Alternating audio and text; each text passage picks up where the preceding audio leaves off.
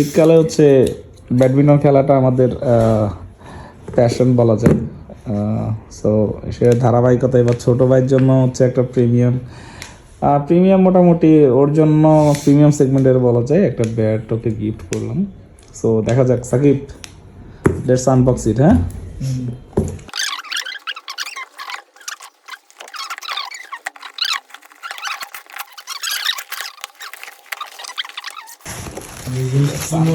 Premium bat.